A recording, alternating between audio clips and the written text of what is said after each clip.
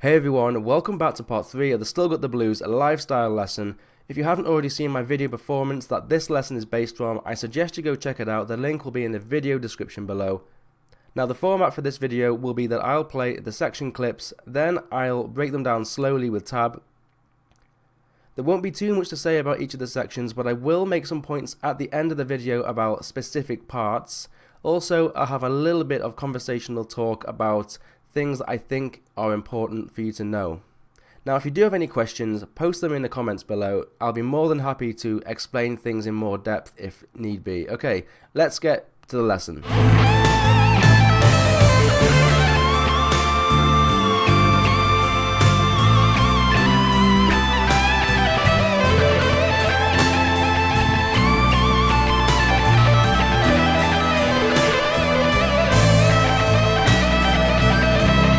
Okay, so I'll try to divide this section up into 3 different parts, just to make it a little bit more bite-sized. This is part 1.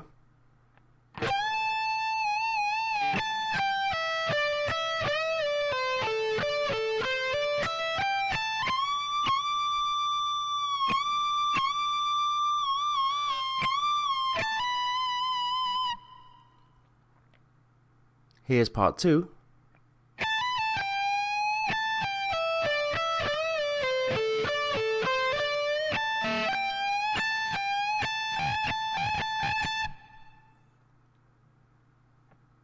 And this is part 3.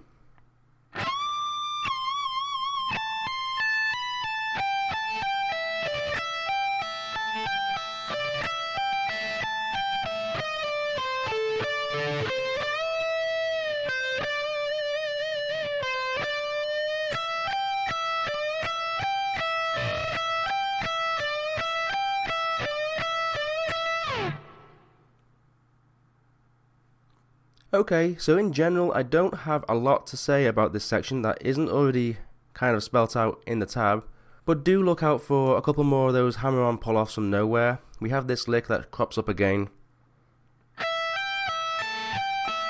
Okay, I used it down here. I pinched that lick from Eddie Van Halen a while back.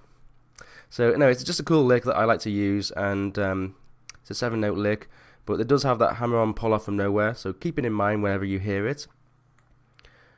Another point I'd like to make is when we have that bend, I think it's at the end of section 2, or those bends I should say, and they kind of gradually speed up. So there's 5 of them, this is 1, then 5 of those. And that kind of speeding up thing that we have going on is just kind of to add to that climactic sound, really. If you want to miss a bend out, then feel free to do that. Another thing that used to be a little bit hit and miss for me is at the start we have that run. Okay. Comes after that. So that used to be a little bit hit and miss. You might want to practice that on its own. You can also hammer on those licks as well. So like, you can play it however you want. I've picked it, but you can hammer as well, so it doesn't really matter too much. I will say though, I'll make a point of this. When playing these solos, like the way I play up here now, I mean I used to play things different ways in this solo, and it's just evolved into what it is now. Some of the sections previous to where we are now in this video, I used to play very different. I would use a different live video that Gary played. He'd play a section a different way, and I would pick that up, and that's how I would play it. But this is the way I'm playing it right now. I'll always play it the same way unless I choose to put a different section in. But keep in mind, if you watch lots of Gary's videos, you'll see him from one video to the other play the same section very, very differently. And that's the cool thing. That's why I liked watching Gary Moore. Like every time he played a gig, you never knew what you were going to hear. It would always be something kind of similar, but he would always add a little bit of a different element to it. And you don't have to be stuck playing exactly note for note something that you hear in a particular, original recording. You can mix different parts up. Just try to make it have a good flow, a good phrasing, and I think that's the main thing with Gary Moore type things.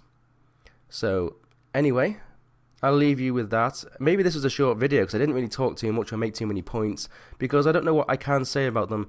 The tab itself should spell out things. There's certain, as I said, if you're doing fast picking runs, whenever I go to my first note on a higher string, it'll tend to be an upstroke, and if I go to my note on the string below, the first note should be a downstroke.